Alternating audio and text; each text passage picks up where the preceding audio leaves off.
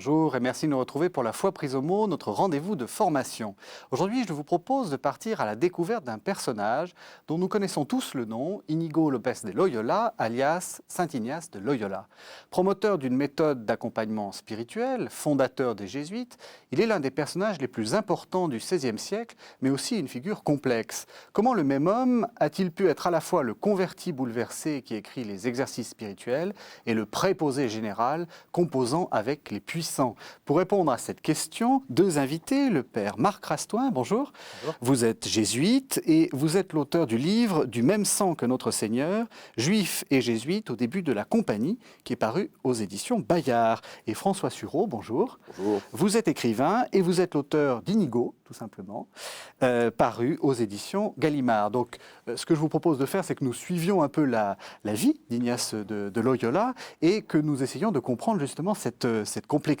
Alors, est-ce que vous pouvez nous dire un peu rapidement dans quelle famille il naît? Alors, j'ai dit qu'il s'appelait Íñigo López de Loyola. C'est une famille noble d'Espagne, je suppose. En fait, il est né dans une des 12 familles principales du Pays Basque. C'est des familles à caractère féodal et militaire. Il était l'un des derniers enfants. Son père et son frère aîné sont morts rapidement. Il a été élevé de manière à la fois campagnarde et latérale, si je puis dire, par rapport aux gens du même milieu, très certainement. Il est d'ailleurs assez frappant de voir que derrière beaucoup de trajectoires de saints, si on peut faire une typologie, de saints violemment convertis, n'ayant pas mené après la vie qu'ils menaient avant, l'absence du père, le caractère complexe du milieu familial sont toujours des données assez constantes. C'est le cas chez Charles de Foucauld, par exemple, qui avait perdu son père très jeune. François de Sales. François de Sales. Il y a des éléments de ce genre. Alors, c'est un peu absurde. Je dis ça juste pour faire ressentir les caractéristiques de sa vie de famille, car enfin, tous les gens qui présentent les mêmes caractéristiques familiales ne deviennent pas de grands saints. Oui. Donc, ça ne marche pas dans les deux sens. Mais enfin, il naît dans ce type de famille. Et l'une de ces... Et il naît, alors il faut dire un mot du contexte historique aussi, qui est très important. Il naît à un moment absolument clé, et sur le plan historique, et sur le plan de l'histoire des idées. Sur le plan historique, parce que c'est l'époque de la Reconquista d'une part, de la fin de la domination musulmane, ou de ce qui restait de la domination musulmane dans la péninsule ibérique, et d'autre part la découverte du Nouveau Monde. Et sur le plan de l'histoire des idées, c'est la fin de ce que Coiré appelait le monde clos. C'est-à-dire, c'est véritablement la fin du Moyen-Âge. Alors, ce qui est très étrange chez Ignace de Loyola, à mon sens, c'est que, autant il a pu ressentir, comme un garçon ambitieux, jeune, se destinant à la carrière des armes, ce que signifiait la reconquête sur l'islam et ce que signifiait l'aventure du Nouveau Monde, autant il a extraordinairement intégré sur le plan intellectuel, presque malgré lui, de manière incroyablement intuitive, la révolution copernicienne que signifiait la substitution d'un monde horizontal et sans limite à un monde vertical où il s'était agi simplement d'essayer de reproduire sur Terre l'ordre plus ou moins imaginé de la cité de Dieu au sens de Saint-Augustin. Et ce qui est très étonnant, c'est quelqu'un qui n'était pas fait pour être un théologien, qui n'était même pas un intellectuel, dont le contenu des visions, comme disait le père de Guibert, a toujours été assez pauvre en réalité, a réussi à donner une forme pratique d'une extraordinaire portée révolutionnaire à cette substitution de l'univers infini au monde clos. Oui. Ce qui est frappant, c'est qu'on voit souvent les jésuites comme le grand ordre religieux des temps nouveaux, du XVIe siècle qui naît. Et Ignace a des côtés encore très médiévaux. Quelque part, c'est un homme pont entre le meilleur de la spiritualité du Moyen-Âge, dont qu'il va lire au moment de sa conversion, Ludolphe le Chartreux, La vie du Christ, d'insistance sur l'humanité du Christ. Et en même temps, c'est un peu le fruit de mes études dans le bouquin, par rapport à toute cette génération de jésuites espagnols, passés par les universités, par Alcalá, par Salamanque, venant des grandes familles bourgeoises, des villes du Sud. Il est d'un autre monde, enfin, il est de l'ancienne Espagne encore un petit peu. Voilà, l'Espagne militaire, vous voulez dire. Plus militaire, plus rurale, moins bourgeoise. La compagnie espagnole, à la différence de la portugaise, mais la compagnie espagnole de ces années-là est très bourgeoise, à la fois universitaire et bourgeoise, d'où la présence importante en son sein de ses descendants de juifs convertis. Et Ignace, c'est un petit peu au croisement des deux. C'est quelqu'un qui va saisir cette chance des universités, de ce nouveau profil, qui garde, je crois, quelque chose, par exemple, de ce qui a porté les croisades en Europe.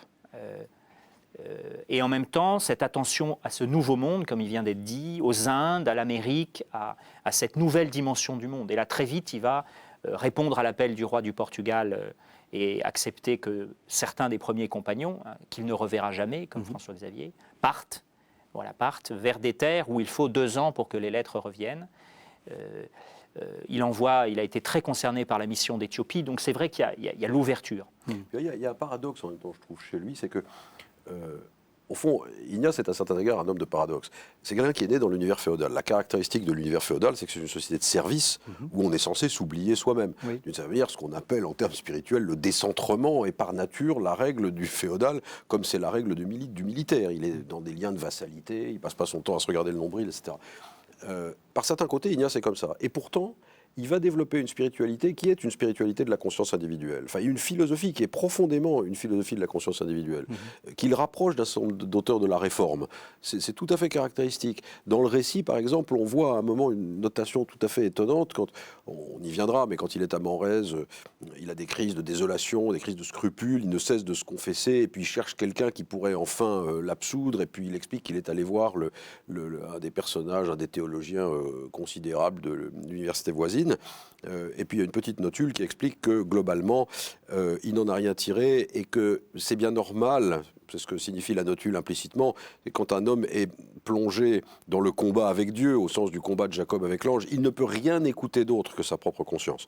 Et d'une certaine manière, c'est l'expérience qui s'était forgée en matière de discernement quand il était agité par des sentiments contradictoires sur son lit de douleur. Donc c'était un homme qui avait tout pour échapper au mouvement de la conscience, pour préférer le service, la grandeur, etc., et qui en même temps a été un véritable propagateur de la conscience moderne à la fin du Moyen-Âge. Alors ce qui est à mon avis, la raison fondamentale sur laquelle on viendra, c'est que je pense qu'Ignace est un déçu. Je pense qu'Ignace a ressenti extrêmement vivement l'imposture de la fin du monde médiéval, l'imposture des rapports de pouvoir, l'imposture du système monarchique, notamment à travers le traitement qui avait été réservé à l'un de ses premiers patrons. Est-ce que ça veut dire que c'est ça la conversion? Parce que souvent on pense conversion, le méchant qui se convertit à des sentiments meilleurs. Est-ce que le jeune Ignace est un méchant? Alors c'est vrai, c'est très beau, hein, Charles de Foucault qui se convertit. Bon, est-ce qu'on est dans ce genre de profil ou est-ce qu'on est il était simplement gentiment indifférent à la fois, quoi? Je crois qu'il y a des très belles pages dans le livre de François Sureau là-dessus, mais j'aimerais rebondir sur cette intuition de cette phrase qui est au début des exercices, hein, « laisser la créature seule avec son créateur ». Alors là, effectivement, c'est là où il est moderne et c'est là où il y a cette conviction que Dieu enseigne l'âme, chaque homme, personnellement, directement. Et parmi les paradoxes de la figure d'Ignace, qui me paraît au cœur de sa personne et de l'image des jésuites, après dans l'histoire, c'est on les associe au pape, à l'église hiérarchique, une espèce de sens de l'obéissance extérieure, en quelque sorte.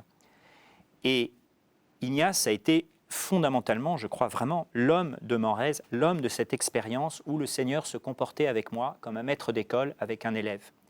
Et c'est pour ça que je me permets de le rapprocher, ça surprendra peut-être, de Saint Paul.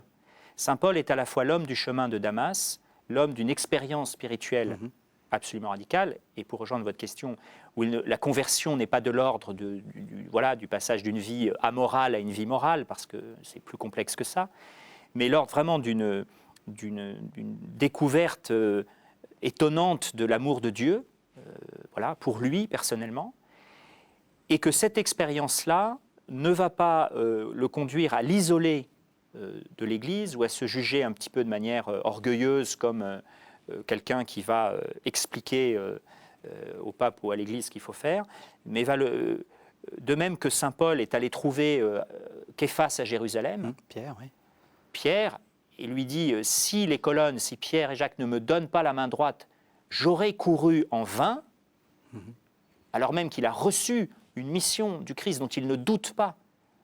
Le Christ s'est donné à voir à moi. Dans cet équilibre entre une une conviction extérieure extrêmement forte. Ignace dira, même s'il n'y avait pas les Écritures, je croirais aux vérités de la foi en fonction de ce qu'il m'a été donné de voir au Quardonnerre. Donc il a vécu quelque chose de l'ordre d'une expérience spirituelle intime extrêmement forte. Eh bien, cette expérience-là le conduit à se mettre au contraire au service de l'Église telle qu'elle est, voilà, sans cautionner ses errements, en disant qu'il faut savoir prendre les gens à part pour dire éventuellement ce qui ne va pas, mais dans une conscience très forte de ce corps qu'est l'Église. Et dans cette tension-là, je pense qu'il y a un des paradoxes d'Ignace, mais il ne faut pas oublier l'Ignace vraiment spirituel, mystique, l'homme de l'expérience personnelle de Dieu, qui restera jusqu'au bout au fondement, y compris quand il sera préposé général à Rome. Le fait qu'il s'efface, d'ailleurs, c'est très intéressant parce que c'est une figure assez mal connue. Je veux dire, on connaît les jésuites, mais on connaît très peu Ignace. Oui. On connaît François d'Assise, on connaît les franciscains et on connaît François d'Assise, mais on connaît très peu Ignace. Et pourquoi? Parce que Ignace, c'est fondamentalement un saint qui s'efface. Quand vous lisez une vie de Saint Vincent de Paul, vous pouvez vous dire, je vais essayer d'imiter Saint Vincent de Paul. Je vais essayer de devenir Saint Vincent de Paul. Quand vous lisez le chemin d'ailleurs qu'Ignace faisait lui-même quand il était couché, qu'il lisait la vie des autres. Vous lisez une vie de Saint François d'Assise, la magnifique biographie de Julien Green, vous vous dites je vais essayer de devenir François d'Assise. Et même Charles de Foucault, vous pouvez rêver de devenir... On ne peut pas rêver de devenir Ignace. Ignace n'est quelqu'un qui ne cesse de vous dire devenez donc vous-même mon ami. C'est ça votre but. Et donc il est sans cesse très présent et sans cesse en train de s'effacer. Derrière des conseils qu'il donne pour devenir précisément, non pas Ignace de Loyola, mais vous, moi, celui qu'on est censé être. Et ça explique cette figure un peu énigmatique, un peu retranchée, qui n'est pas une figure de saint imitable. C'est très intéressant. Alors racontez-nous un peu quand même, parce qu'il faut que vous connaissez l'un et l'autre la vie d'Ignace, nous on ne la connaît pas forcément. Qu'est-ce qui lui arrive? Qu'est-ce que c'est que cette conversion qui lui arrive? D'abord, je ne pense pas du tout que c'était quelqu'un de... C'était pas quelqu'un qui était... Par exemple, Charles de Foucault était agnostique, ou pratiquement athée, ou je ne sais pas ce qu'il était, mais enfin, en tout cas, il n'avait plus rien à faire de tout ça. Je pense cet exemple de conversion d'un militaire. Si Ignace, c'était pas du tout le cas. Ignace était quelqu'un de très pieux, animé par une piété médiévale, dans lequel il avait une conscience d'ailleurs assez aiguë de ses propres fautes, mais dans lesquelles globalement le monde lui paraissait en ordre. Il y avait un ordre qui était cette espèce d'ordre religieux, divin et féodal, dans lequel le roi d'Espagne tenait une place prépondérante, et il n'était pas illégitime à la fois d'essayer de mieux se conduire, de commettre des fautes et de se confesser, de faire son chemin dans le siècle, d'avoir une grande ambition et de vouloir réussir. Tout ça à l'intérieur d'un monde organiquement catholique dont il ne remettait pas en doute les fondements. Ce qui s'est passé, c'est sous le coup d'un certain nombre d'ébranlements successifs, alors qui, vus de l'extérieur, sont du ressort de l'histoire collective ou de l'histoire individuelle, et vus de l'intérieur, sont du ressort de la grâce, en réalité. Sous le coup d'une espèce de série d'ébranlements, cette belle construction de sa vie va absolument voler en éclats. Alors c'est quoi les grains de sable? Alors les grands ébranlements, c'est d'abord... Un boulet de canon français. C'est d'abord le... C'est pas un grain de sable. C'est le boulet de canon français, mais avant ça, il y avait eu la disgrâce de son protecteur, le trésorier de Castille, qui avait pris parti pour, en fait, les communeros par rapport au roi d'Espagne, et qui a été exilé, déchu, etc. Et là, Ignace commence à se dire, au fond, visiblement, que le monde n'est pas ce qu'il croyait. Et tout ce qui suivra sur la méditation des deux rois, sur les deux étendards, sur ce qu'il faut suivre et ne pas suivre, en fait, constitue une coupure radicale dans le genre du rendez à Dieu ce qui est à Dieu et à César ce qui est à César. L'ordre médiéval est un ordre qui ne rend pas à Dieu ce qui est à Dieu. C'est l'ordre de la confusion, en réalité, sur le plan politique. Et Ignace, et c'est en cela qu'il est moderne et quasi laïque, si je puis dire, va avoir une conscience très aiguë à l'occasion de la chute de son protecteur, de l'imposture qu'il y a derrière cette conjonction forcée entre la religion et la politique, entre la religion et les institutions, en tout cas. Ça, c'est probablement un premier ébranlement. Le deuxième ébranlement, c'est le boulet. Oui. Pour moi, mon sentiment personnel... Alors, racontez quand même le boulet, parce que le boulet, c'est qu'il y a une bataille très importante qui se passe à Pampelune. Oui. À Pampelune, on a souvent présenté ça comme un combat de rencontre. En réalité, c'est une bataille assez importante pour l'hégémonie en Europe entre les Français qui essaient de desserrer l'étau de l'Empire austro-espagnol et les Espagnols. Les troupes de Gaston Phébus, le comte de Foix, descendent vers la Castille, qui est secouée par la révolte des communeros, en profitant de cette espèce de guerre civile espagnole, et ils vont prendre la citadelle de Pampelune, qui était tenue par des Espagnols, qui étaient 5 fois moins nombreux que les Français, qui n'avaient pas d'artillerie. Bon. Et c'est au cours de cette bataille qu'Ignace va être blessé. Alors, 20 mai 1521. Voilà, 20 mai 1521. Alors là, c'est très intéressant. Pourquoi? D'abord parce que, contrairement à ce qu'on lit souvent, Ignace n'était pas du tout un soldat. Ignace était un intrigant de cour, c'était un page qui avait rempli 2 missions diplomatiques, qui n'avait jamais entendu siffler un boulet de canon de sa vie, et qui réussit à convaincre le maire, le conseil municipal, 2 militaires professionnels dont un général et une foule de gens, qu'alors que la bataille est totalement perdue, qui sont dépassés par le nombre, à 5 contre 1 sans pièces d'artillerie, que l'honneur commande de résister aux Français. D'abord, ça donne la mesure, par parenthèse, de l'effet d'entraînement du bonhomme. Parce que c'est tout à fait improbable, si vous voulez. C'est vous et moi arrivant à Dien Bien Phu et expliquant là, cet après-midi, au général de Castres et à Bijar que finalement on va résister contre les Viettes et qu'on va gagner, quoi. Bon, on nous aurait mis au cabanon très vite et c'est pas ce qui s'est passé. Ils l'ont écouté, il a retourné tout le monde. Et au cours de l'assaut des Français, un boulet lui a brisé la jambe. C'est intéressant, avec votre comparaison de Saint-Paul. On sent que, parce que les portraits d'Ignace, on le voit pas très beau, pas très, un peu mince, un peu chétif, et on sent qu'il y a quelque chose de puissant dans sa parole. Je crois que c'était un grand entraîneur d'hommes. Et un autre point commun qu'il a avec Saint-Paul, qui va se révéler surtout dans la deuxième partie de sa vie, c'est son sens des hommes. Son sens des hommes, de choix des hommes, sa force de conviction et sa capacité aussi de faire confiance à des gens plus jeunes. Je pense à la deuxième génération de compagnons, parce que ce qui est très frappant, c'est que le premier groupe des compagnons, ceux de Paris, bon, on avance un peu dans la vie, mais vont très vite se disperser. Et Ignace va diriger la compagnie depuis Rome avec des jeunes, avec des gens qui sont plus jeunes que lui, qui n'ont pas connu les expériences fondamentales, auxquels il va donner lui-même les exercices spirituels et auxquels il va faire confiance. Alors, je crois que ce qui est intéressant aussi dans cette affaire de Pampelune, c'est Ignace aussi, et ça, en cela, la conversion ne va pas le changer, c'est un homme de projet et de prévision. Moi, je suis très impressionné dans ses lettres par une lettre extrêmement détaillée qui annonce les pentes, dans lequel Ignace explique, voilà, il y a le danger de la flotte turque en Méditerranée. Voilà ce qu'il faut recueillir comme ressources. Il faut mettre ensemble la flotte vénitienne, la flotte espagnole et la flotte pontificale. Et on a tout l'affaire de l'Épante qui, sur plusieurs pages, est exposée. Voilà les conditions financières du projet, et politiques et militaires. Donc il a ce sens de l'organisation, j'allais dire, d'un plan d'état-major.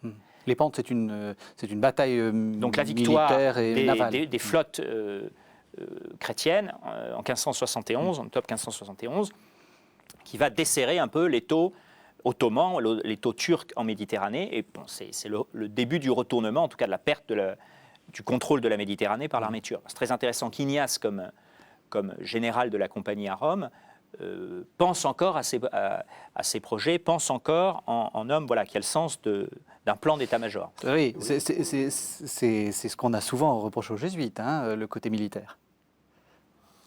Cela dit, vous voyez, j'en viens à un moment où, avant d'en venir aux militaires, j'en viens au boulet, parce qu'on dit, c'est le boulet, il a pris un boulet, c'est une sorte de choc psychique, etc. Moi, ma conviction personnelle, c'est que c'est l'imposture qui a été déterminante dans sa conversion. C'est un homme qui a toujours été d'une lucidité remarquable, qui a ce côté médiéval de ne s'être jamais illusionné sur ses propres fautes. Il y a un côté par lequel Ignace est moderne quand on le lit maintenant. C'est le côté conscience individuelle, attention, y compris même à ses propres motions et états psychiques. Enfin, tout ça est très moderne. Puis il y a un côté dans lequel il est radicalement différent de nous et beaucoup plus proche d'un père du désert d'Égypte. C'est cette idée absolument radicale que la culture de moi conduit au désastre et à la catastrophe. Et que la mortification est une bonne chose, si je puis dire. Bon. Et ça, il l'a trouvé dans une conscience aiguë de ses fautes. Et à mon avis, à Pampelune, je suis convaincu instinctivement qu'un homme qui donne ensuite dans sa correspondance autant de preuves de sa lucidité n'a pas pu ne pas souffrir en réalité de ce qu'il avait fait. Enfin, il aurait fait. L'évidence était qu'il fallait rendre cette place. La rendre était ce qui permettait d'ailleurs de libérer l'armée pour battre les Français, ce qui finalement a eu lieu à Nohain 2 mois et demi après, dans une configuration beaucoup plus favorable. Il était tout à fait inutile d'exposer la ville au pillage, de faire tuer 2000 personnes. Enfin, ça n'avait aucun sens. Et ma conviction profonde, c'est que Ignace s'en est rendu compte. C'est-à-dire qu'il y a du regret, il y a une conscience absolument aiguë de l'imposture. Et là où ça devient très intéressant, c'est qu'il lie cette imposture à l'oubli de Dieu. En quoi de grands auteurs comme Maxime le Confesseur pensent que gît la racine de la totalité des fautes. Il lie l'imposture et toute forme de faute à l'oubli de Dieu, et à l'oubli en particulier du dessein de Dieu sur lui-même. Et c'est à partir de là qu'une construction va s'établir qui va mélanger la pénitence, le discernement et l'action. Mais ça, c'est pas simplement la conséquence de la douleur physique éprouvée par le boulet qui va lui exploser la jambe droite. Alors oui, pardon, parce que je vais lancer le premier texte qui est donc issu du journal spirituel. Justement, ça va un peu dans le sens que vous disiez, qui nous permet de découvrir un Ignace très spirituel et qui pleure beaucoup.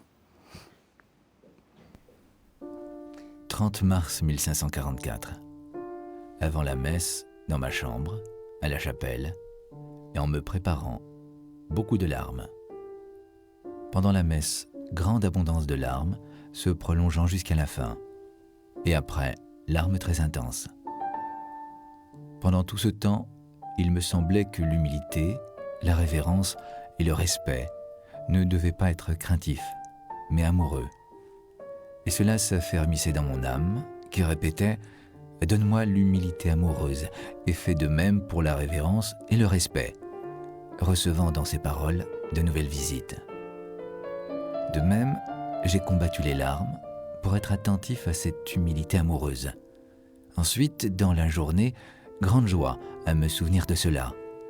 Il me semblait que je ne m'arrêtais pas là, mais que viendrait ensuite la même chose envers les créatures, c'est-à-dire l'humilité amoureuse, etc., sauf dans le cas où l'exigerait l'honneur de Dieu, notre Seigneur, comme dans cet évangile où il est dit « Je serai semblable à vous, un menteur ». À tous ces moments, plusieurs fois, vision de l'être divin sous forme circulaire, comme auparavant.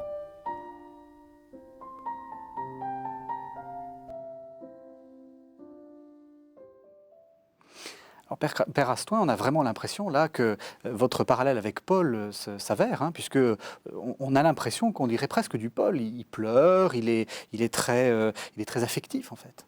Et le destin de ce journal spirituel est quand même extraordinaire. Pour moi, c'est un texte qui a un statut absolument unique.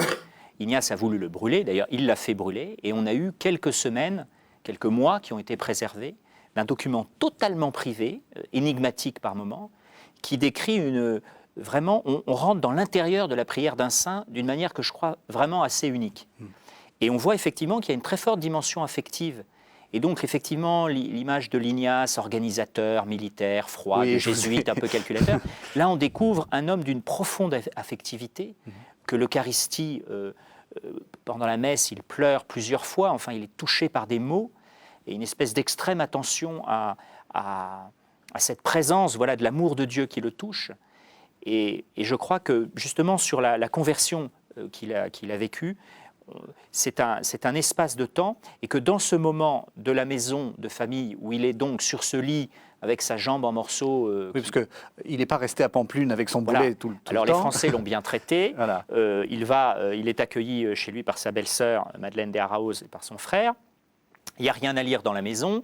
Alors, il pense beaucoup aux exploits de chevalerie, à cette dame dont il était plus ou moins amoureux, aux exploits qu'il ferait.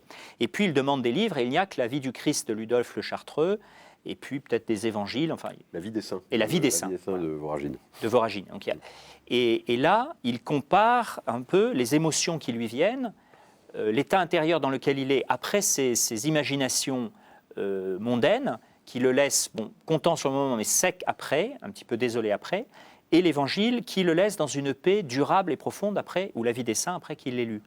Alors je crois que c'est un élément important, on insiste beaucoup sur l'originalité d'Ignace, chaque saint finalement est unique, est original. Et en même temps, la compagnie s'inscrit dans tout ce renouveau spirituel, Ignace s'inscrit dans ce renouveau spirituel castillan, et il a par exemple des points communs qui sont assez peu soulignés avec le Carmel, avec Sainte Thérèse. Et notamment, et je crois que c'est un point fondamental pour ce texte et pour Ignace, une attention extrême à l'humanité du Christ. Ignace a aimé ces chemins de Galilée, il y est allé, il a voulu y aller. Et il voit l'incarnation du Christ, il voit le Christ avec une vie, si je puis dire. Voilà, le Christ s'est aussi rendu présent à lui de manière unique dans cette maison du Pays Basque. Et cette attention, et que c'est par la contemplation de l'humanité du Christ, voilà, qui s'est assis au bord d'un puits, qui a marché, qui a eu soif, qui a eu faim, ça touche profondément Ignace. C'est-à-dire que le dogme de l'incarnation, tout d'un coup, pour Ignace, à Aspecia, à Loyola, est devenu quelque chose de vivant, de central, de rayonnant. Et là, je crois qu'il a profondément cela en commun avec Thérèse et avec la spiritualité du Carmel. L'incarnation du Verbe qui s'est fait chair et qui est présent. Parce que ce qui est assez frappant, et on le voit bien dans votre livre, enfin, c'est ce qui me frappait en le lisant, c'est qu'on a un peu l'impression que c'est un autodidacte de la foi. Enfin, on a l'impression qu'il reprend tout à zéro. Oui, il reprend tout à zéro. Il avait un gros livre, il copiait. Mais comme on copie comme l'autodidacte copie son dictionnaire, quoi. Voilà, ce qui avait trait à la Vierge Marie, il le copiait en bleu. Ce qui avait trait, il y a un petit côté tâcheron. Oui, il y a un côté, avec une application absolument incroyable. Et puis, ce qui est magnifique dans sa conversion, c'est cette conversion en 2 temps. Alors, c'est pas la peine de rentrer dans le détail pratique, mais il y a une conversion en 2 temps chez Ignace. Dans un premier temps, il est saisi, il fait l'exercice dont le père Rastoin parlait tout à l'heure, c'est-à-dire qu'il se rend compte quand il est triste, quand il est gai, et il en conclut de manière spinoziste, en réalité, que la vérité est du côté de l'accroissement de l'être, de la joie, de la plénitude, etc. Donc, la pensée d'Ignace n'est pas une pensée morale, c'est une pensée qui est profondément ontologique et spirituelle, mais c'est pas une pensée morale. Et donc, il se rend compte que, voilà, donc il y a cette... Et puis alors après, il se dit quelles sont les conséquences pratiques, parce que comme vous le dites, en effet, c'est un homme pratique. Les conséquences pratiques, c'est assez simple, c'est que, au fond, il va forcer l'adhésion de Dieu. Il va forcer l'adhésion de Dieu, il va forcer son silence. Ignace, il est comme nous, Dieu ne parle pas. La caractéristique de Dieu est son silence. Comme dit Saint Jean de la Croix, il a prononcé une parole qui est son Fils, et cette parole, il l'a déjà dite. Donc sa caractéristique est son silence. Et c'est d'ailleurs une caractéristique merveilleuse qui, d'une certaine manière, fait du christianisme tout autre chose qu'une religion, mais au contraire, une aventure humaine. Et c'est en ça où l'incarnation est quelque chose d'absolument, en effet, central chez Ignace. Donc, mais enfin, toujours est-il qu'il s'est voué à lui. Donc il s'est voué à lui comme on se voit à un roi d'une nature un peu supérieure. Il aimerait bien l'entendre parler, être encouragé, et il va essayer de forcer le silence de Dieu. Le forcer par la pénitence, par les macérations, par Montserrat, par Menrez. Donc c'est des lieux où il... Voilà, les lieux où il va, et où il va connaître des épreuves spirituelles absolument invraisemblables, dont il ne sortira que lorsqu'il aura entendu, compris de l'intérieur que Dieu ne se laisse pas forcer, et que c'est lui qui aime d'abord. Chose à quoi rien dans la vie antérieure d'Ignace, qui était une vie de prédateur, ne l'avait disposé. Donc il y a une sorte de conversion en 2 temps, conversion à la plénitude de la foi d'abord, à ce qu'elle apporte de positif, et dans un 2e temps, une conversion tout à fait étonnante à la privation de volonté, à l'absence de volonté, à l'abandon, conversion à l'abandon. Et c'est au terme de ces 2 mouvements de conversion successifs qu'il va en réalité devenir profondément libre. Et ensuite, c'est toute une part de ce chemin-là qu'il va transposer dans les exercices, qui sont en fait une école de la liberté et de rien d'autre. En quelques mots, les exercices, c'est quoi ? Les exercices, c'est la mise par écrit d'une partie des expériences spirituelles qu'il a vécues à Menrez pour qu'un homme, un jésuite, mais ou religieuse, quelqu'un qui a vécu, ou un laïc, qui a vécu les exercices spirituels, puisse à son tour guider quelqu'un sur ce chemin. Sachant que, voilà, sur ce chemin qui est propre à chacun, et c'est certainement pas un livre de recettes. Propre à chacun, mais qui ressemble un peu à l'expérience d'Ignace. Quand on lit les exercices ou quand on reçoit les exercices, c'est comme ça qu'on dit, on a quand même l'impression qu'il y a ce côté chien fou, c'est-à-dire qu'on vous laisse pendant quelques jours à tenter Dieu, bon, et ensuite on vous montre l'importance d'une sorte d'humilité, de simplicité. La base des exercices, c'est quand même ultra simple, c'est contempler la vie du Christ. C'est-à-dire que la base est quand même évangélique, il ne faut pas oublier, ce n'est pas des textes qui viendraient de je ne sais où. Il y a quelques textes propres à Ignace, mais le cœur de l'expérience, c'est se rendre contemporain en fait, du Christ marchant sur les routes de Galilée. Alors, ces expériences qu'il fait dans ce monastère catalan, n'oublions pas qu'il est en route vers Jérusalem. Oui, son idée, en fait, c'est de vivre en ermite itinérant, si possible, à mon avis, de mourir martyr aux mains des infidèles. En tout cas, d'imiter, il y a cette dépossession, ce don. Mais on voit le lien. Il n'est pas très clérical, là, vous avez remarqué, mon père. Il n'est pas très clérical. Il veut pas fonder un ordre. Non. Il veut pas devenir prêtre. Non. Ma conviction, c'est qu'il devient prêtre parce qu'en fait, c'est un bon moyen de cesser d'être emmerdé par l'Inquisition. Je veux dire, ça n'a rien de.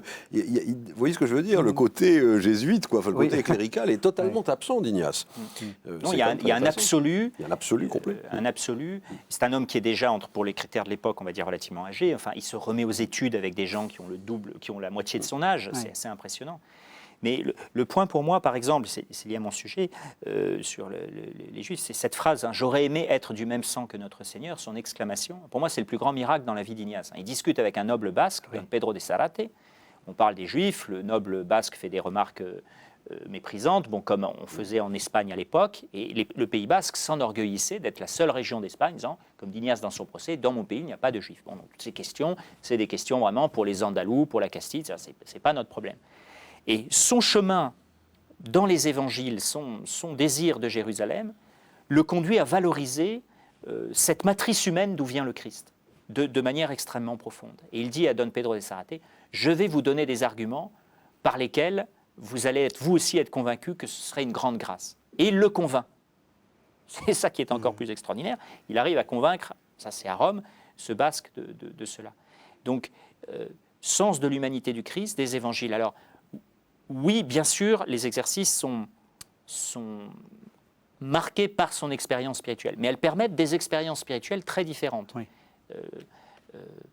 C'est sûr qu'il y a la formulation de la méditation des deux étendards, qui est à la fois marquée par la spiritualité du Moyen-Âge, qui est marquée par cette redécouverte. Il y avait d'autres textes. Hein. Ignace est à la fois profondément original, mais je veux dire, comme saint Paul connaît les écrits rabbiniques, connaît la rhétorique grecque, Ignace connaît ces fameux exercitatoires, ces livres qui étaient écrits par des moines en Espagne à l'époque, qui aidaient les pèlerins qui venaient dans les grands monastères à faire une expérience spirituelle en venant au monastère.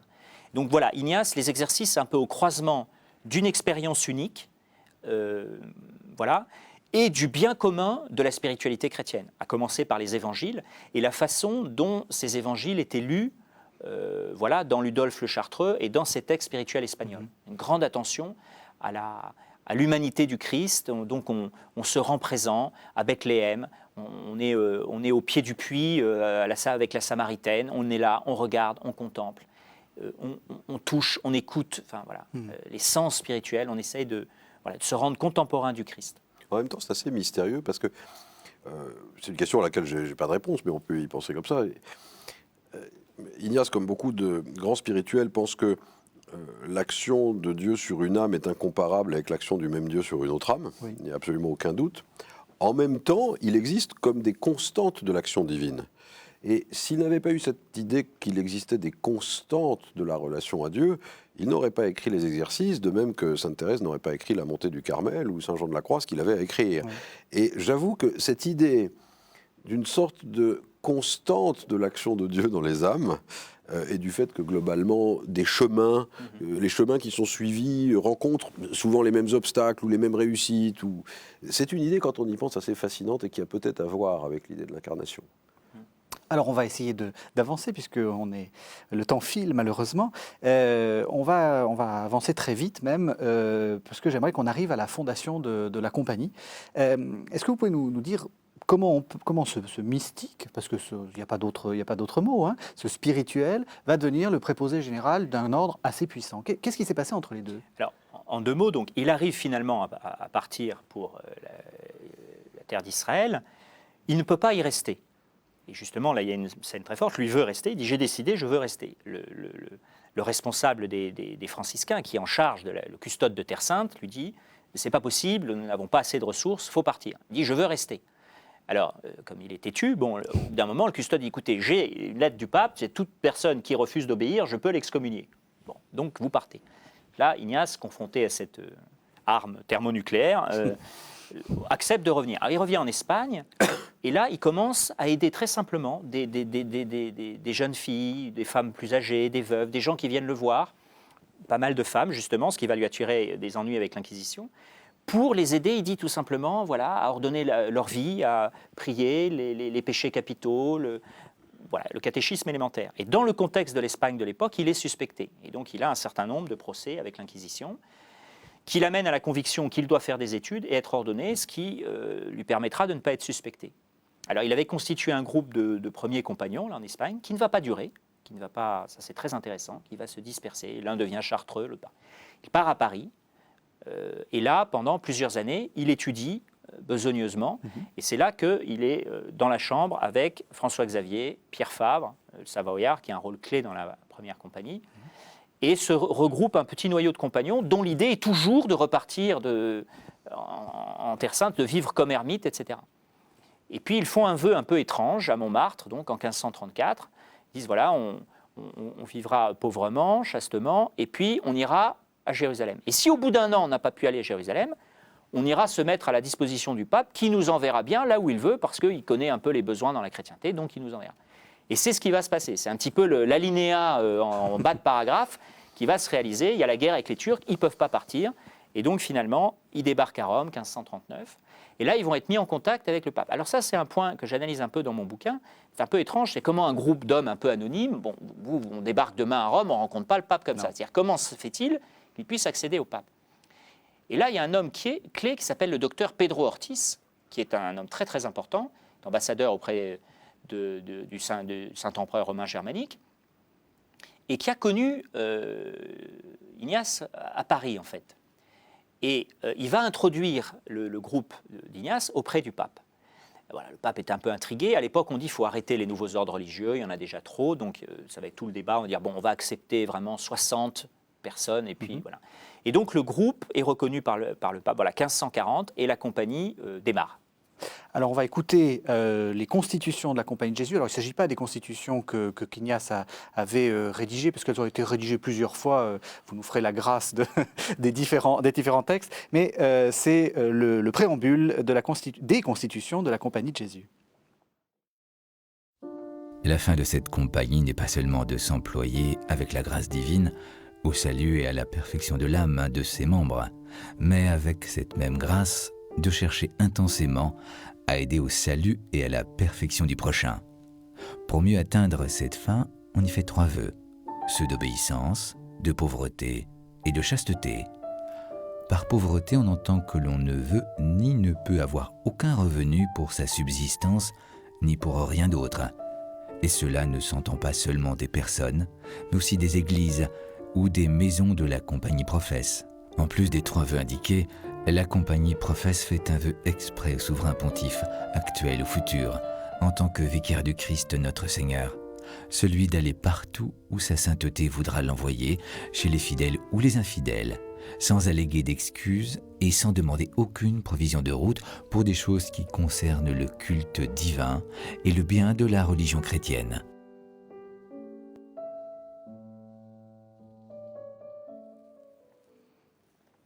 Alors le texte qui a été lu est un peu long parce que j'ai voulu qu'on aille jusqu'au bout. C'est ce fameux vœu, celui d'aller partout où sa sainteté voudra l'envoyer, chez les fidèles ou les infidèles, sans alléguer d'excuses et sans demander aucune provision en route. C'est quoi c'est le fameux vœu Péribée à Cadavère. Alors, l'obéissance, c'est quelque chose d'absolument classique. L'obéissance, depuis très longtemps, y compris dans le système monastique, a un avantage, c'est qu'elle délivre des illusions du moi. Donc, oui. Bon. Et à certains égards, pour un catholique romain, l'obéissance au pape paraît assez naturelle. Moi, j'ai toujours été frappé, cependant, par quelque chose qui est quelque chose de très étrange chez Ignace, comme chez ses successeurs, chez les jésuites de manière générale. C'est que l'obéissance revendiquée, enfin ce 4e vœu, cette obéissance au pape, se double du caractère quasi suspect pour près de 50% du temps historique de la compagnie, de cette même compagnie aux yeux du pape. C'est-à-dire que la compagnie de Jésus ne cesse de se proclamer elle-même comme étant l'instrument favori et ne cesse en même temps d'être suspecte. Elle l'est à plusieurs reprises au cours de son histoire, y compris d'ailleurs dans son histoire récente. Et donc c'est assez étonnant. Mon sentiment... mais c'est juste une hypothèse, hein, c'est que le vœu d'Ignace est d'abord un vœu pratique. Comme il ne peut pas aller à Jérusalem, il se met à la disposition du pape pour être envoyé de manière missionnaire là où il doit être envoyé. Et en plus que l'obéissance au pape a une fonction absolument méthodologique. L'inconvénient du discernement, c'est qu'il peut se passer des situations où ça ne marche pas. C'est-à-dire que vous scrutez l'émotion pendant des heures entières, vous dites des messes, vous arrêtez de dire des messes, et puis au bout d'un moment, vous ne savez pas si vous devez aller à droite ou à gauche. Et la seule manière de mettre fin à ces balancements de la volonté individuelle, c'est en réalité la soumission à l'autorité légalement constituée. C'est-à-dire le supérieur, et puis à la fin, le supérieur du supérieur du supérieur, c'est-à-dire le pape. Mon sentiment, c'est que l'obéissance ignatienne a en particulier un caractère fonctionnel. pour le dire, moi qui ne suis pas un grand fanatique du dogme de l'infaillibilité pontificale, par quelque manière qu'on le prenne, je ne pense pas que c'était ce type de choses qu'Ignace visait. Ça n'était pas une supériorité dogmatique du pape. Il ne pensait pas que le pape pouvait se substituer au corps collectif de la chrétienté. Il le voyait de manière pratique et il le voyait comme un supérieur destiné à préserver tous ceux qui étaient en dessous des illusions de la volonté propre. Vous êtes d'accord? Je prendrai les choses par un Ça autre vous a bout, un libéré petit peu. de... Et je pense que dans le projet de vie des premiers compagnons, il y a ce qu'ils appellent vivre à l'apostolique. Vivre à l'apostolique, vivre à la manière des apôtres. Il se trouve que dans les apôtres, il y avait Pierre. Dans les évangiles, il y a un côté très évangélique, proprement. Il y a Pierre. Quelque part, le pape représente vraiment ici Pierre. Donc, on est fidèle au désir du Christ en respectant l'organisation qu'il a donnée volontairement à ses disciples. Donc, vivre à l'apostolique.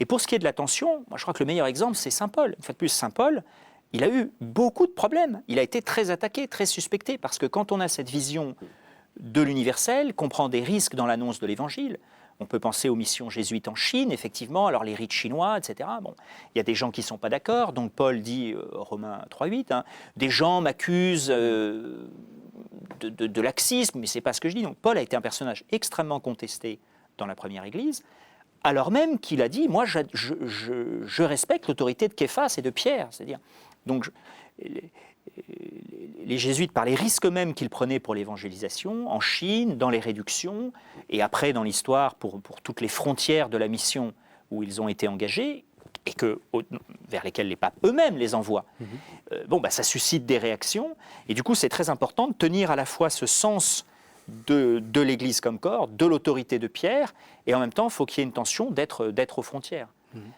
Donc, Ignace, je crois, comme Paul, avait un sens de l'universel, du mouvement, des réseaux. C'est un homme qui est, je crois, le plus grand auteur du XVIe siècle au niveau du nombre de lettres que nous ayons. Un homme de la paternité spirituelle. Alors, j'aimerais peut-être dire un mot là-dessus sur comment ça fonctionnait finalement les jésuites, comment ça a marché, avec cet Ignace fixe pendant 16 ans à Rome. Oui, parce qu'il faut expliquer qu'une fois qu'il est à Rome, il n'en bouge plus en fait. Voilà, que les premiers compagnons sont très vite dispersés, que la compagnie évolue à une vitesse extraordinaire, prend des choix qui sont nouveaux, notamment le choix des collèges. Alors, entre parenthèses, je développe un petit peu dans mon livre l'idée que les jésuites, on est quand même resté dans l'histoire pour la fécondité du travail théologique, l'université grégorienne, etc. Ce n'était pas inscrit forcément dans le premier projet.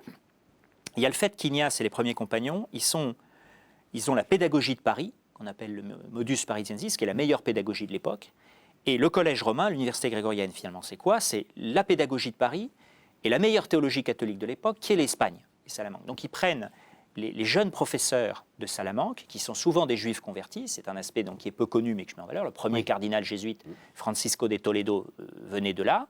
Voilà. Et la meilleure théologie, la meilleure pédagogie, bon, ça marche. À Rome, les Italiens, personne n'a jamais vu ça. C'est-à-dire que quelque part, il prend le meilleur de ce qu'il y a à l'époque. Et son génie, c'est l'attention extrême aux personnes, parce que c'est un sens de l'obéissance qui repose sur la parole, qui repose notamment, peut-être si on parle souvent du secret des jésuites, s'il y a peut-être un secret, c'est ce qu'on appelle l'ouverture de conscience. Le fait que chaque supérieur jésuite, une fois par an, rencontre cœur à cœur, d'homme à homme, chaque jésuite. Vers où te porte l'esprit? Quel est ton désir profond? Quelles sont tes difficultés? De quoi as-tu peur? Et ça lui permet de faire des nominations, d'envoyer quelqu'un et parfois de le pousser. Quelqu'un dit, je ne sais pas, je me sens attiré plutôt vers l'Afrique, plutôt vers cela. Bon, moi je te demande, voilà, je t'écoute, je te connais, je t'envoie là. C'est ça l'axe sur lequel repose la compagnie. Et ça permet une très grande liberté. Parce que l'obéissance ne fonctionne que si le jésuite dit très clairement vers où il est poussé, à la manière d'un Paul, à la manière d'un apôtre, qui a vraiment des désirs forts. Ignace était un homme de désir, et il supposait que les jésuites soient des hommes de désir. Vous avez surtout dans votre livre parlé du jeune Ignace, de l'Ignace qui se convertit. Quel regard vous portez sur ce vieil Ignace qui est un Ignace bien introduit dans les réseaux, avec une sorte d'obéissance? C'est le même. C'est le même. Je crois que le Père Astoin a dit quelque chose de très juste quand il a parlé de la manière dont Ignace avait pris au sérieux l'incarnation. Si l'incarnation est prise au sérieux, alors ayant ordonné sa vie, une fois qu'on l'a ordonné à la suite de la conversion, on se retrouve néanmoins plongé dans le monde tel qu'il est, qui est un monde où Dieu ne cesse pas qui est un monde que Dieu ne cesse pas de sauver par l'incarnation permanente de son Fils. En réalité, il y a chez Ignace quelque chose qui échappe absolument à l'histoire temporelle. Et ça, c'est absolument fondamental, et ça explique en partie, à mon sens, son rapport à la politique. Vous savez qu'on a très souvent, je pense que les auditeurs de cette chaîne n'ont pas cette idée idiote, mais moi, c'est une idée dont j'ai souffert quand j'écoutais le catéchisme quand j'étais petit. On a, si vous voulez, une idée un peu idiote et un peu chronologique. Dieu crée le monde, et puis ça merde, donc il envoie le déluge, et puis alors après, ça merde encore, donc il y a une série de gars qui viennent expliquer comment il faut se conduire, et puis il y a Moïse avec la loi, et puis il y a les prophètes, parce que les gens ne respectent pas la loi, et puis à la fin, comme dans la parabole des vignerons homicides, il envoie son fils, le fils est crucifié, ça merde toujours, d'ailleurs, depuis qu'il est crucifié, parce que le monde ne va pas plutôt mieux, et donc on attend son second avènement afin que tout fonctionne bien. On n'est peut-être pas aussi vulgaire que vous, mais on a à peu près cette idée-là. Voilà. Non, mais c'est l'idée dans laquelle nous avons été, c'est l'idée dans laquelle une dont très on est large encore. partie de la catholicité a été élevée. Évidemment. C'est une idée absurde qu'Ignace ne partage nullement. Ignace, il est plus proche d'un auteur qu'il n'a certainement pas lu, qui est Saint Isaac le Syrien. Ignace, il pense que le monde est sauvé par le caractère indissoluble de l'incarnation et de la résurrection dès l'origine, dans l'éternité, qu'il est sauvé en permanence, qu'il est sauvé tous les jours et en permanence. C'est ce qui lui donne son incroyable optimisme. Ouais. En même temps, puisqu'il l'est, ça veut dire que Dieu est à l'œuvre partout en permanence, tous les jours, par le mécanisme de l'incarnation. Oui. Il est à l'œuvre en permanence, et donc il s'agit de discerner ce dans quoi il est à l'œuvre pour plutôt essayer d'appuyer dans le bon sens. Et dès lors qu'on est là-dedans, c'est une activité d'analyse rationnelle de ce qu'on appellerait le rapport des forces, de ce qui va dans le bon sens et de ce qui va dans le mauvais sens, de ce qui s'y oppose et de ce qui ne s'y oppose pas, sans faire, le cas échéant, état de grands arguments mystiques, théologiques ou autres. C'est-à-dire, une fois la conscience prise de l'action divine dans le temps et en dehors du temps, alors on retombe dans quelque chose de très classique, dans quoi Ignace a excellé, qui est l'analyse de ce qui se passe dans le monde réel. Et ça, des facultés, mémoire, intelligence et volonté. Exactement. Et ça a été l'un des grands traits, d'ailleurs par ailleurs, de l'influence historique de la Compagnie de Jésus. Avec ce mot-clé de discernement. C'est-à-dire qu'il faut avoir l'intelligence en éveil et puis ne pas se laisser et puis ça dépend, illusionner. effectivement, ça dépend des questions. Il y a des sujets sur lesquels c'est le jeu naturel de son intelligence, avec, j'analyse la situation.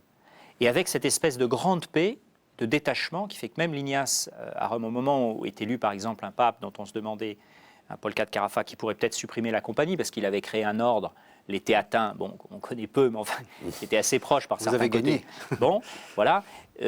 Ignace dit, voilà, un quart d'heure d'oraison, et moi, la compagnie disparaît, le Christ est là, Dieu même, et c'est ça qui compte. Alors on arrive à la fin de l'émission et j'aimerais que vous redisiez quelques mots justement de ces conversos, Marc Rastoin. Donc c'est le sujet de votre livre, du même sang que notre Seigneur, juif et jésuite au début de la compagnie. C'est quoi ces conversos exactement ? Il faut se replonger dans la société espagnole de l'époque, assez extraordinaire, celle qui Thérèse d'Avila a si bien décrit avec le point d'honneur. Bon. Et cette société dans laquelle une espèce d'obsession nationale se développe, pour ces centaines de milliers de personnes, ces dizaines de milliers de personnes d'origine juive, devenues catholiques, qui sont de plus en plus marginalisées. Parce qu'en fait, c'est l'élite urbaine et intellectuelle de la vieille communauté juive médiévale qui est devenue catholique. De force. Le plus souvent, en partie, il y a eu différentes vagues de conversion. Ça a commencé en 1340, 1391, 1440, 1440. Ça rythme jusqu'à 1492. Dont beaucoup avaient le choix en 1492, de l'exil ou pas. Alors justement, au Portugal, il va y avoir le phénomène Marane, qui va rétroagir aussi en Espagne. Mais disons, pour l'immense majorité d'entre eux, ce sont des gens qui sont des catholiques tout à fait sincères. Et qui sont petit à petit exclus, sur des bases totalement contraires à l'Évangile, évidemment, d'entrer dans les ordres religieux, d'avoir des postes de responsabilité dans les cathédrales, etc. Et Ignace va être extrêmement pragmatique. Il dit, mais ces gens-là qui veulent servir le Christ, qui ont les qualités pour... il n'y a aucune raison, en fonction de leur origine, de les refuser. Ce qui fait que pendant 30 ans, le seul ordre religieux dans lequel ces conversos peuvent rentrer, c'est la compagnie. Il se trouve en plus que la compagnie est présente dans les deux grandes villes universitaires, Alcalá et Salamanque, où ils sont très nombreux. Ce qui fait qu'ils vont apporter... ça va être une chance extraordinaire pour l'ordre naissant. Parce qu'en fait, un ordre naissant, il manque de cadres, il manque de professeurs, il manque de prêtres. Et là, rentrent dans la compagnie, notamment les disciples de Juan de Ávila, qui est le patron du clergé espagnol, Oui. qui pourrait être proclamé docteur de l'Église bientôt, d'après ce que j'ai vu, qui avait créé un groupe de prêtres vivant à l'apostolique pour évangéliser justement l'Andalousie. Et Juan de Ávila va faire rentrer dans la compagnie des dizaines et des dizaines de disciples, qui sont souvent des gens qui ont l'un des premiers auteurs jésuites, Gaspard Loarte, qui va écrire beaucoup de livres. C'est quelqu'un qui rentre dans la compagnie à un âge avancé. Ils vont représenter une chance fantastique pour l'ordre naissant. Et Ignace va savoir s'appuyer sur ces gens-là, avec un extrême pragmatisme, s'affrontant à des réticences à l'intérieur de l'ordre, à commencer par celui de quelqu'un de sa famille, Antonio de Araoz, qui va être le jésuite à la cour d'Espagne, qui va s'opposer à lui sur ce point. Voilà, j'allais dire, c'est une conviction paulinienne. Il n'y a ni juif, ni grec, ni esclave, ni homme libre. Quelle que soit l'origine sociale ou ethnique d'un homme, s'il est tourné vers le Christ, s'il a les capacités pour la mission, eh bien, tout lui est ouvert. Alors, il ne nous reste plus que 2 petites minutes d'émission. J'ai envie de vous poser à l'un à l'autre une question un peu personnelle. Pourquoi est-ce que vous avez écrit votre livre? On va commencer par... Moi, je l'ai écrit au fond, il y a des tas de raisons, mais il y a une raison probablement centrale, c'est que j'ai été très marqué par deux, trois jésuites que j'ai beaucoup aimés, dont certains sont un peu oubliés maintenant, notamment un qui sera au moins lu qui ne l'était, qui est un grand spécialiste de la mystique, qui s'appelait Michel de Certeau. Ah oui. Et en lisant ses livres à plusieurs reprises, alors qu'il me paraissait manifester une invraisemblable liberté d'esprit, en même temps qu'une très grande rigueur scientifique par ailleurs, j'ai eu envie d'aller voir d'où il venait, ce qui l'avait inspiré. Et en fait, je crois que mon désir d'aller y voir de plus près chez Ignace venait simplement de l'exemple de quelques jésuites que j'avais beaucoup lus quand j'étais jeune, le père de Lubac, Certeau, Martelet à certains égards, ou Joseph Moins maintenant. Je me suis dit, tiens, d'où viennent-ils? Et c'est comme ça que c'est venu. Donc, je rappelle le titre de votre livre, hein, c'est Inigo, qui est paru aux éditions Gallimard. Et vous, Marc Rastoin, pourquoi est-ce que vous avez parlé des Juifs? Je crois que c'est une de vos préoccupations. Alors, bon, moi, je suis tombé un petit peu dans le dialogue judéo-chrétien tout petit, quand j'étais enfant. Et alors, en 2 mots, d'abord, c'est une promesse que j'avais faite à ma mère, oui. donc, auquel le livre est dédié. Elle m'avait demandé de le faire. Et puis, la conviction que cette page était méconnue. Alors, il y a un beau chapitre de la couture dans son premier livre sur les jésuites, mais relativement peu connu. Et il y a une phrase, je dis juste une phrase d'un auteur espagnol qui parle de ce renouveau spirituel porté par les juifs catholiques à la fin du XVe siècle en Espagne, c'est peu connu. Il dit « Il développait un esprit de paix christologiquement orienté ». Il me semble qu'Ignace a rejoint d'une autre manière ce renouveau spirituel espagnol, porté par beaucoup de juifs. Donc, je rappelle le titre de votre livre, Du même sang que notre Seigneur, Juifs et Jésuites au début de la compagnie, qui est paru aux éditions Bayard. Merci à tous les deux d'avoir parlé d'Ignace de Loyola. Merci de nous avoir suivis.